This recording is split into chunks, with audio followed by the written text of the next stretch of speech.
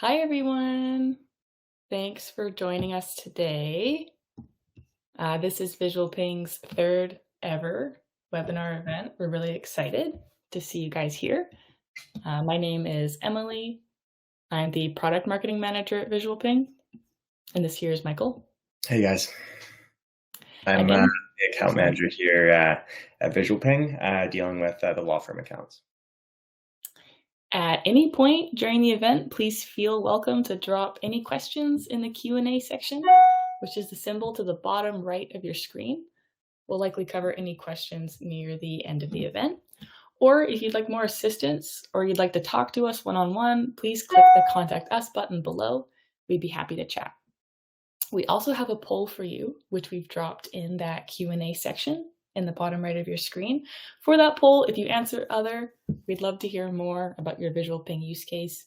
You can drop your response in the chat section, which you can see in the bottom right corner of your screen as well.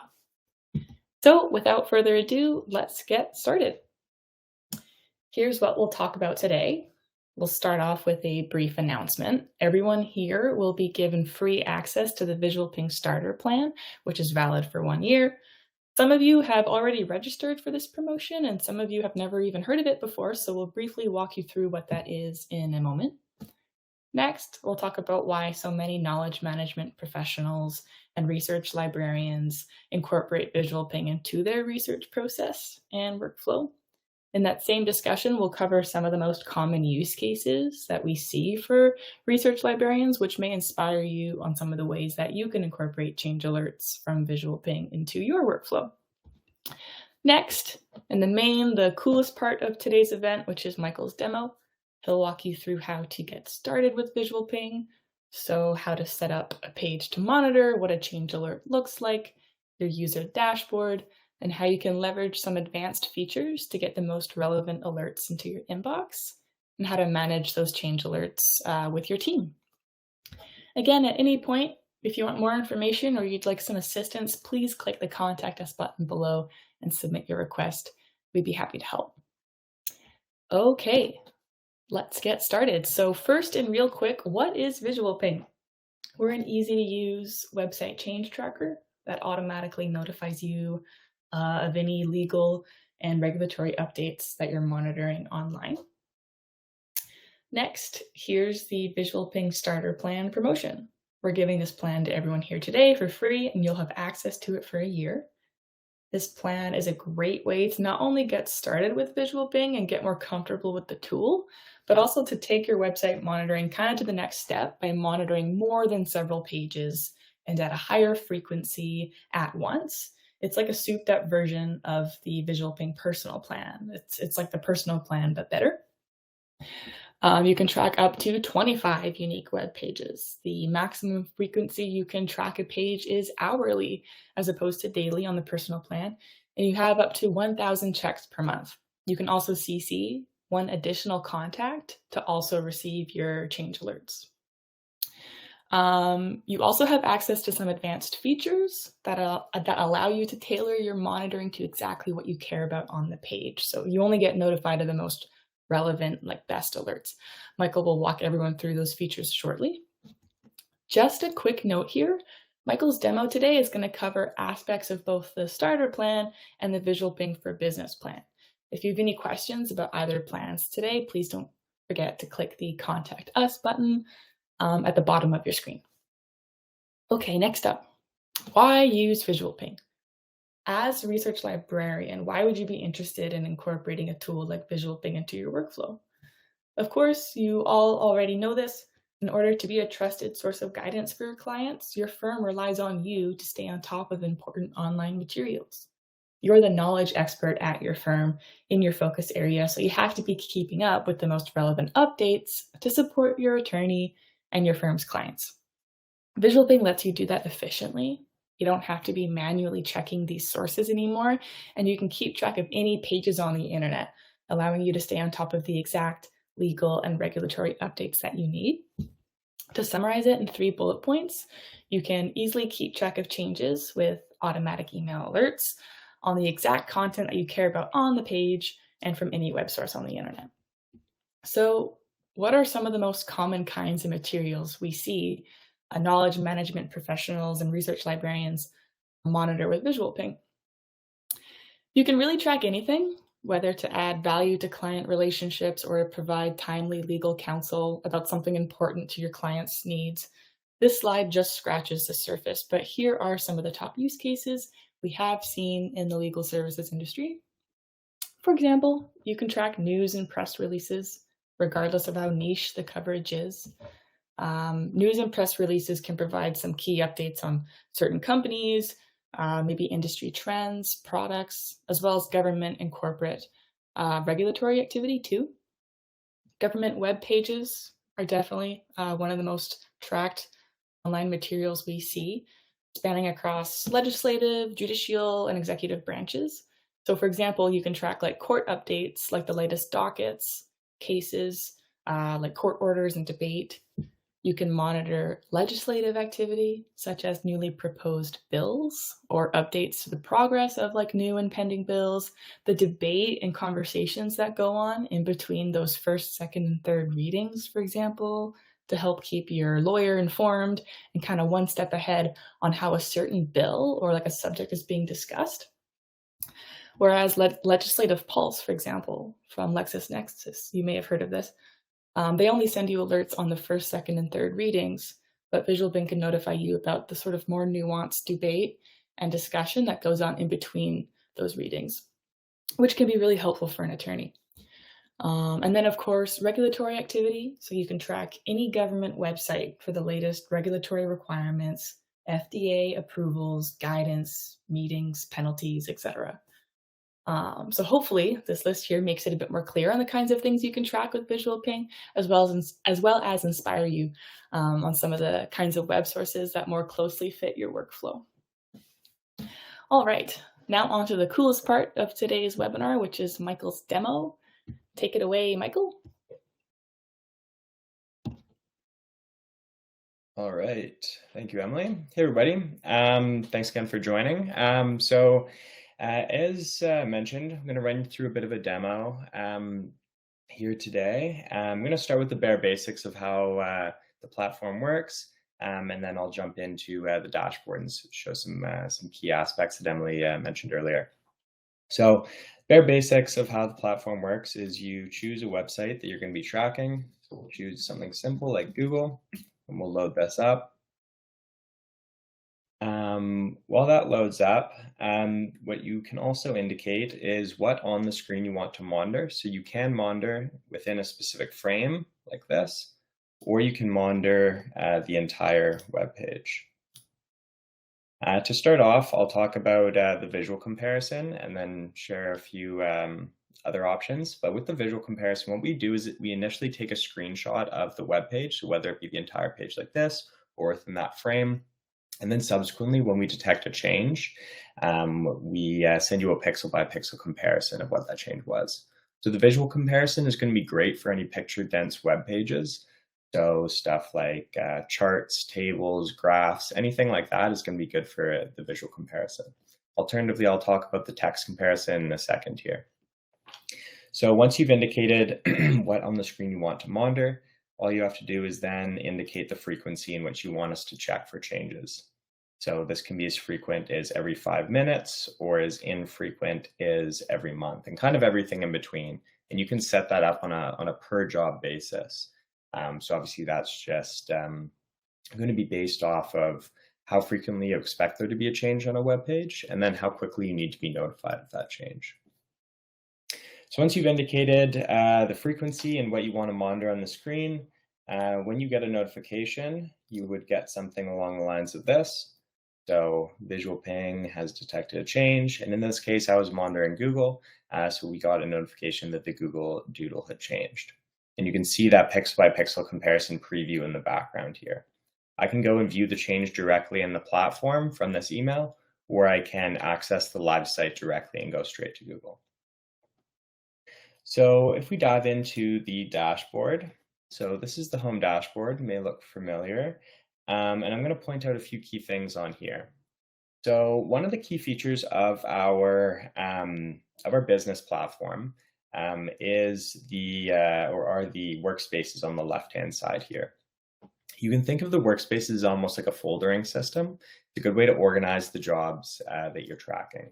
You can see on the left-hand side, we have the workspaces split up into a number of different options. So they are customizable. These can be based on use case, based on geographic region of a specific team, or even just on individual users. So again, it's a good way to split up the jobs that you're tracking, depending on which stakeholder needs to see them. So if I take a look at mine specifically, I can see here that I'm tracking 12 active URLs. So I have my 12 jobs down the middle here.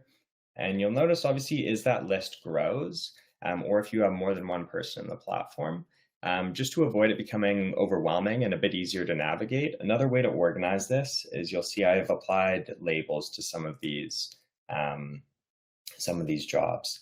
Labels are, again, fully customizable. So priority levels assigned to specific people, important, whatever it may be. But again, it's just a good way to further organize the jobs that you have in your list. Subsequently, what I can do is then filter down. So I can filter down maybe just the ones that I want to look at. So just these 4. So if we take a look at one of these pages specifically, I like to monitor the DOJ news page. So we'll take a look at this one. And as previously mentioned, so once I click on this on the right-hand side, you'll see a history of changes that have been detected. So 10 hours ago, 36 hours ago, so on and so forth. So I can see a history there. And you'll notice that I have this one set up as a text comparison. So I mentioned at the beginning, there is a visual comparison and a text comparison. With the text comparison, as opposed to taking a screenshot and doing a pixel by pixel comparison, what we do with the text is we actually go into the HTML and we're looking for code changes on the web page and then present those to you.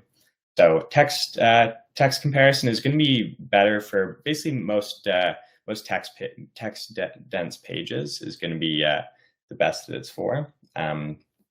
And what that looks like, so if I take a look at one of the changes that have occurred here, so 10 hours ago, nice thing with the text comparison is it actually presents both ways. So I can view it like this, and I can see the pixel by pixel comparison, but then I can also swap this over and look at the text highlight like this. And I can see in green what was added to the page and in red what was removed. And I can clean this up a bit if I'd want to look at exclusively one or the other. So maybe I just want to look at in green what was added, or vice versa in red what was deleted. So again, that's the nice thing about using the text comparison is you can view it in both presentations. So if we look at the setup of this job, we'll go into the settings. So this one's already created, but obviously you can see here where you can name them and set up or adjust the settings. So another nice thing about the text comparison is at the bottom here, you can monitor for keywords. So with the keywords, you can be monitoring if specific words are being added or deleted from a web page. So going to be super helpful if there's anything or any topics you're expecting or exclusively want to look for to be added to a web page. Obviously, on a given web page, a lot of stuff changes. So using the keywords is a great way to clean up the notifications that you're receiving and to avoid getting unnecessary noise. So the keywords are helpful to sort of hone in the information that you're receiving. Moreover on that, as mentioned, as opposed to monitoring the entire page, what we can do is monitor a specific area. When this loads up again, I'll be able to select a specific spot on the screen to monitor. So you can see within the red frame there, maybe I just want to monitor down the news column there. So in this case, I will just be monitoring the changes that occur or just be notified of changes that occur down the middle here. So if there's any changes that occur to the header or down the side panels, I wouldn't be notified. So another great way to clean up those notifications and to avoid sort of unnecessary noise. In terms of the notifications that you're actually receiving, if I toggle over here, another great thing about the business platform is the increased notification options. So the standard notification option is via email, but with the business plans, you can also receive notifications via any of the other options here. So Slack, Google Sheets, Teams, webhook. We also have an API to connect that way as well.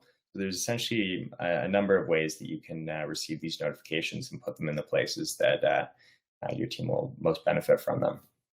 And just quickly here, what I'll show you, if any of you are either Teams or Slack users, what I'll show you is what that notification looks like. So if I slide this over here, we have our we have our notifications notifications tab here. And you can see we detected a change, time and date that it occurred, and a preview of what happened. And then you can go directly to Visualping from here. This is in Slack. It is very similar to what it looks like in Teams.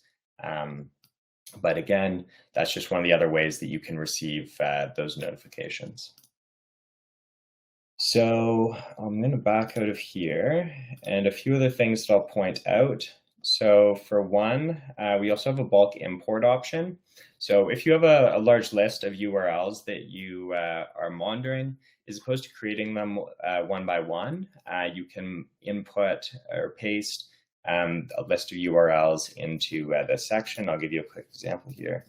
Google, and you can create those jobs simultaneously. So you can see it says create 2 jobs at the bottom there.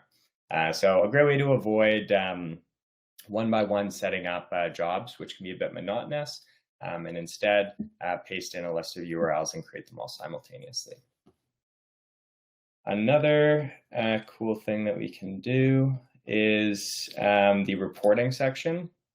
So in the reporting section, you can push out a report between a certain start and end date, and we'll generate one right here.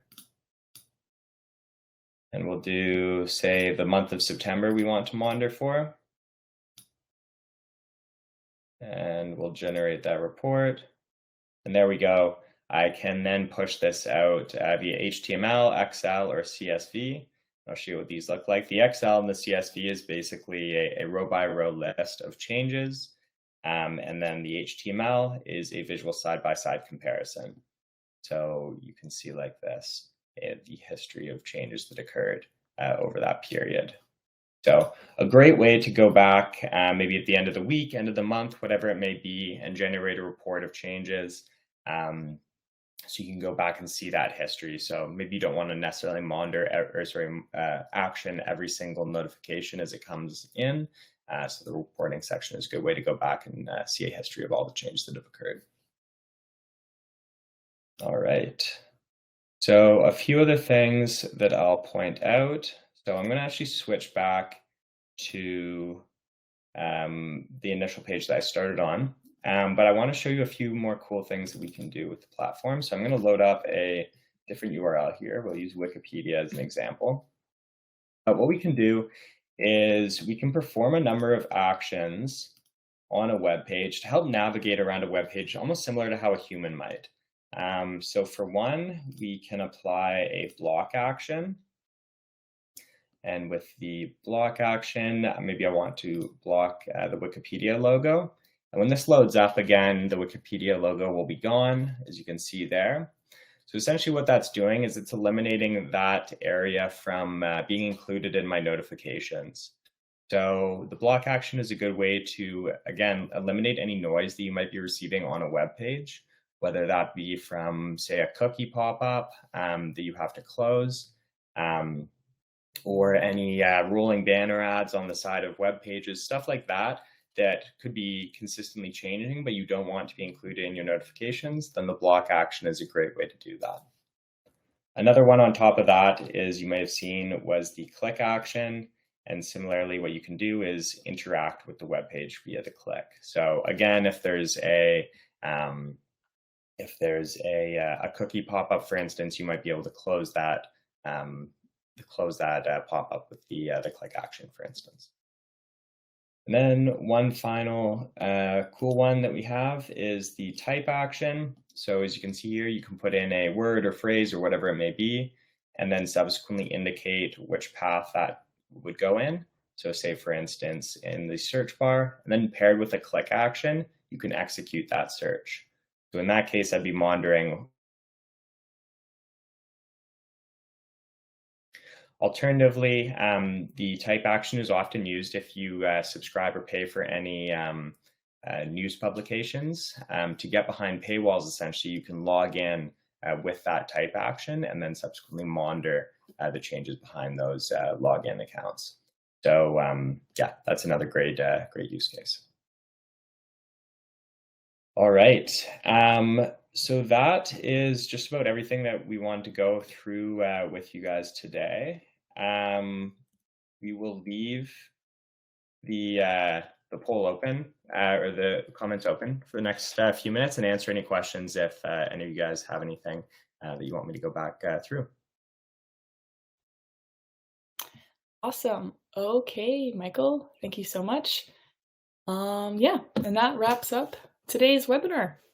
Again, Michael just covered this, but if you have any questions, either with the promo plan or you would like to learn more about Visualping for Business in a free consultation, or you just have questions, please click the Contact Us button below.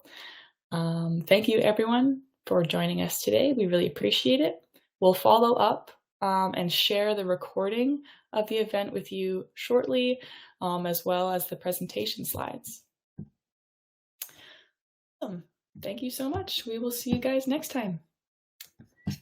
Thanks. Thanks. Bye, everyone. Thank you, Disha.